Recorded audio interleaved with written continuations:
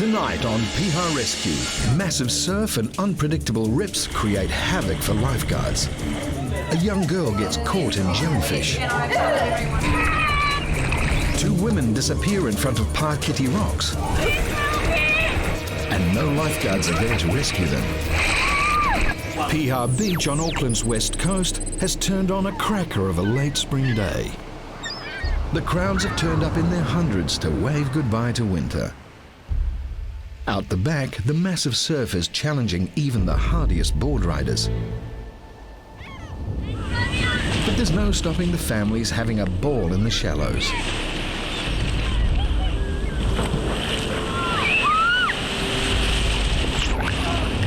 There's even enough heat to keep the sun worshippers happy.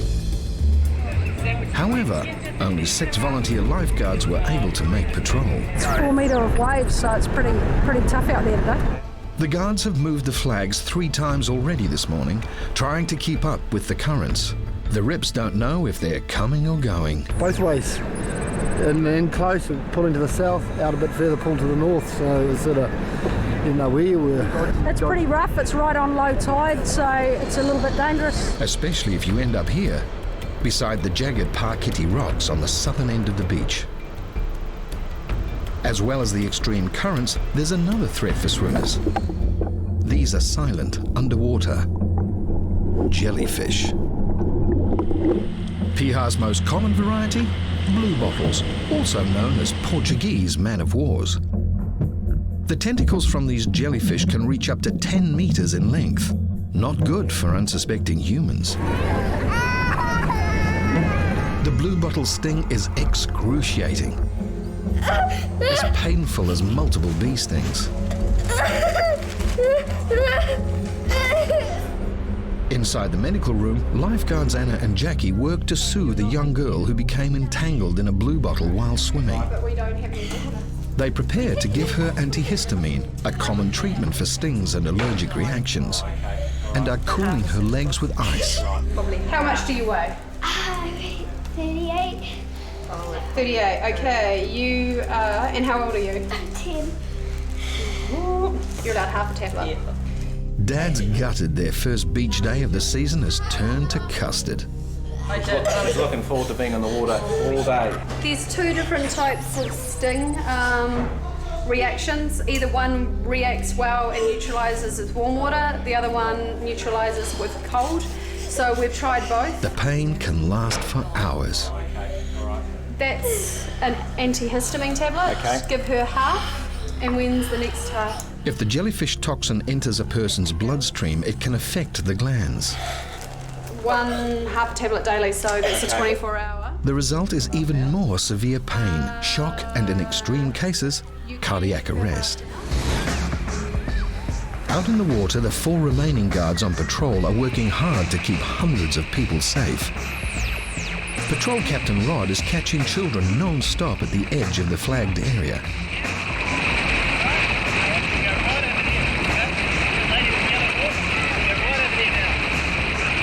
Every once in a while there'll be a surge going that way, but they're too far over. The little kids are just going to go up the One conscientious mum keeps a close eye on her daughter in the water. Well, I just saw a boy on a boogie board just a bit further down from where she was near the rocks. So I'm just keeping an extra watch on her because she's sort of hanging around the area where it's sort of starting to drag her across. So. Happily, this child is fine, even though today's conditions are anything but safe. Up in the medical room, the young girl's condition has deteriorated further. She's wet, and I've taken everyone off. Really hot. So if you want to look at this side, I'll go straight there. Okay. there's all... She's in a lot of pain. Put some cream on. Okay, hand back. You're doing well. You're doing well. Goodness. Georgia. Lifeguard Anna has put antihistamine cream onto the stings and tries to distract her from the intense pain. What's your favourite thing in the world, Go Georgia? straight there. I play soccer. What? Favourite thing? You want to bring your car around? Playing soccer. Your mother's on her way. Oh, okay. Wow. Not happy with her progress, Anna suddenly sees what the problem is. Don't move, don't move. Georgia's clothes are entwined in tentacles. Each one covered in small barbs that release poison.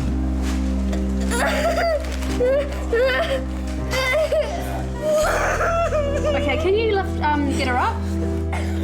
More trauma for Georgia. She needs to have her clothes removed so the guards can get to all the tentacles. All the way down? Right. I think we better take the shorts off because I would hate to think that there's blue bottom. And what we want to do is do it so we're not turning the clothes inside out. Okay, sweetie, this guy to lift that off. No. An hour later, the family's day at the beach ended at accident and emergency, I would possibly also take her to A&E. where Georgia recovered later that night. With 2 guards busy in the medical room, there's only 4 left watching the water. The vigilant guards keep moving the flags, but the clear spots at Piha are few and far between today. These 3 swimmers have no idea they are right at the edge of one of Piha's swiftest currents, the Paritty Rip. There are only 2 guards on hand at the water's edge, Yogi and Rod. Both do their utmost to keep people right away. There's drift both ways, you know, big sea coming in. Water's got to get out somewhere. It's heading, it's sort of side drift both ways. And this lot are now in the fast lane to the deadly Paritty Rip. Rod prepares for a tube rescue. The woman in front shows a clear sign of distress now. Lifeguards call these arm movements climbing the ladder, where a person struggles to keep their head above water. Lifeguards Dennis and Nyla race straight down on a quad bike from the patrol deck to launch the IRB. Rod swims to the youngest 2. And cameraman Nimai helps this boy get out of the rip. Go that way. Go across that way. Yeah. The group needing rescue has grown to 5. And there are only 2 lifeguards in the water. One woman is being dragged under in the nasty spot where 2 currents meet. Nimai races to help her. It's okay. It's all right. With no guards near, he has no hesitation, throwing his life jacket straight across to her. It's all right. Hold on to that. Right now, the girl further out is in the most danger. With Dennis and Nyla still on their way with the boat, and Rod dragging people up the rocks, lifeguard Yogi battles to get through the rip to rescue a young man. His friend can only watch in despair. Only 2 weeks into the season, and the Piha Rips are as lethal as ever. Lifeguards Dennis and Nyla sprint to assist Rod and Yogi, who are already in the water with tubes. Members of the public look on, powerless to help in these rips. The girl furthest away gets a lucky lift on a little wave that brings her closer to her friend and the life jacket.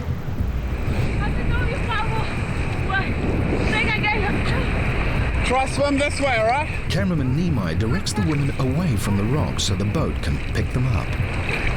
Try swim this way. While Rod and Yogi help the remaining swimmers onto the rocks, the swift rip drags the 2 women around the corner. Once his swimmers are reasonably safe, Yogi chases after the 2 women.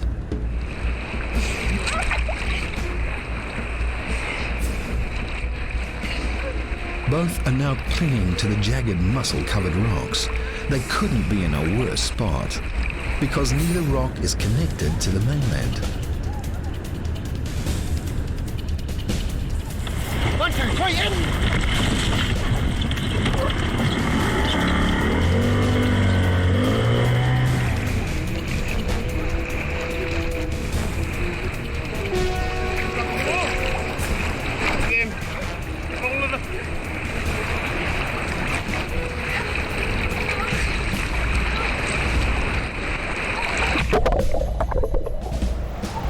Rod manages to haul his last person out of the water, while Yogi tries to convince this woman to get back in the water. It's the last thing she wants to do. He needs her to be away from the rock so the IRB can rescue her. She's still very frightened and is in great pain.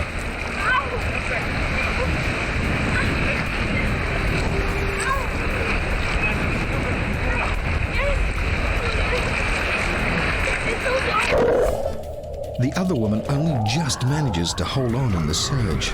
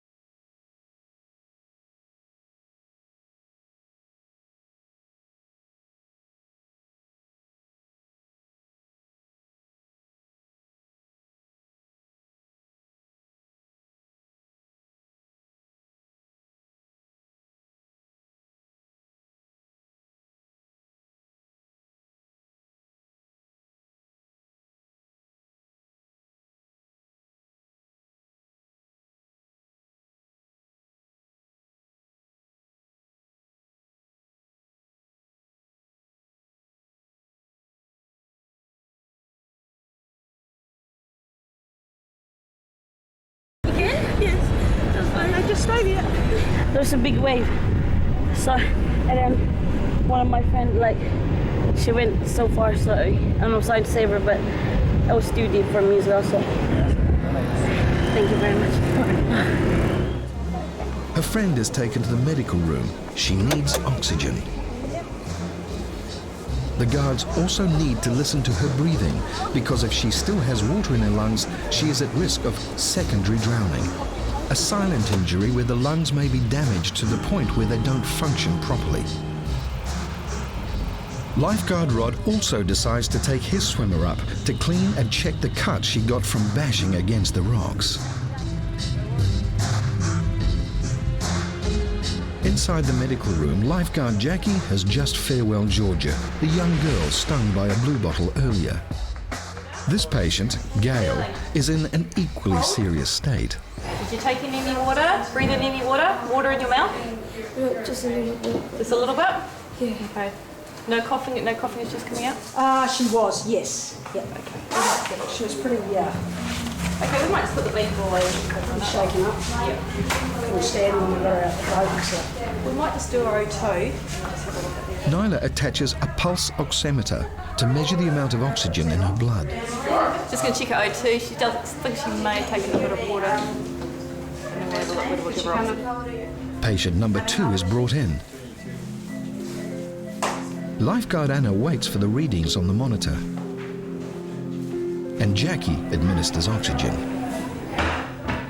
It's really hard to get her in the boat. She was quite semi-conscious, so it was a real effort. Yogi was trying to push her in, and the waves were pretty big out there, so it was quite hard work getting her in the boat. Her friend arrives. He also got into difficulty in the water during the mass rescue. He comforts her as best he can. Obviously, we weren't water people and out of the depth, and it was somewhere they didn't want to be, so they were pretty frightened and pretty pleased to see us, I think. Meanwhile, her girlfriend can't believe how quickly the rip took them.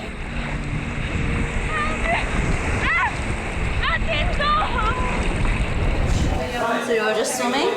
Yeah, we were just like playing with the waves with some of my friends as well. Friends now keeping a vigil outside. Yeah, I was a bit scared because usually I can't swim, but not in this kind of tide.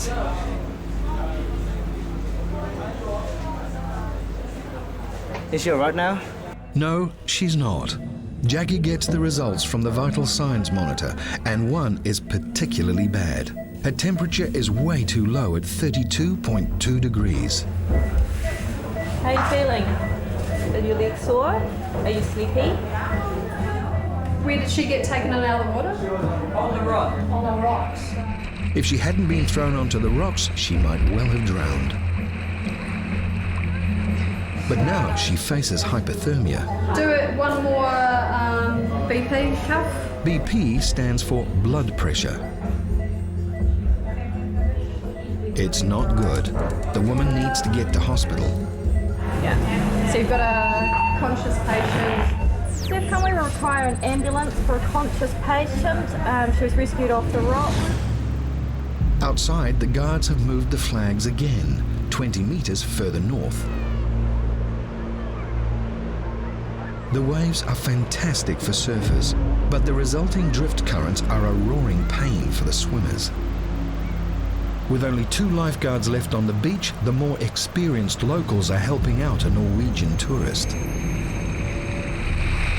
been warned about a rip down this way. You can't swim against it. You've got to come in and then go up the beach.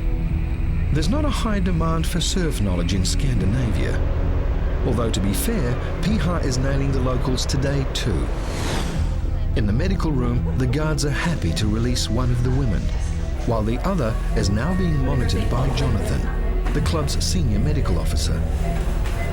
So how's your breathing? Is it all right? Yeah? Do you feel cold? Do you feel cold? Gail has been wrapped in a foil blanket because her internal body temperature is well below what it should be. The ambulance is still half an hour away. Her temperature's pretty low. It's 31.8, so it should be 37. But the temperature in the outer part of the body is less reliable than a core temperature. So. Now that Jonathan is on site to take care of the medical room, Jackie can take her turn on water patrol. And within a minute or two, she is back in action. This boy has already been rescued once today. He's on a board with no fins and is out well beyond his depth. Meanwhile, in the medical room, Nyla tries to keep the patient conscious by talking constantly to her.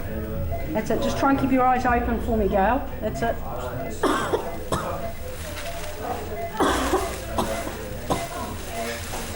Her temperature is coming up, slowly. Is this your first time out to the beach, Gail? Out to Piha? Second time. You've been out here before, yeah? Never swam? I was just trying to call someone. You were trying to what? Call my friend. Yeah. To go there. Yeah. And then you just got caught in the rip? happened pretty quickly, didn't it? Yeah. Yep. And then my friend tried to save me. To get me. Oh, the guy that was with you? Or the girl? The girl. Yeah. And then She got hit by a wave, didn't she? Yeah. 25 minutes later, St John's arrives.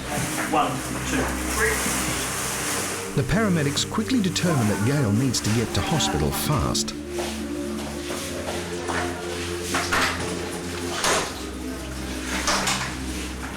So this young lady was treated for drowning and hypothermia. Most people associate drowning as a fatal event, but what we term this as non-fatal drowning. So she was involved in a drowning incident, but she survived the incident. It's a bit like being in a car crash. You can be killed in a car crash, or you can not be injured, or you can be injured. So the same thing in drowning. She was involved in a drowning, but the outcome here was it was non-fatal, which is good. She made a full recovery in hospital. And there were no further incidents at Piha today. Next time on Piha Rescue, a fisherman falls off the rocks and the outlook looks grim. The last known sighting was Dawson's Ledge. And to the lifeguards' despair. I don't see anything. All they can find is his jandal.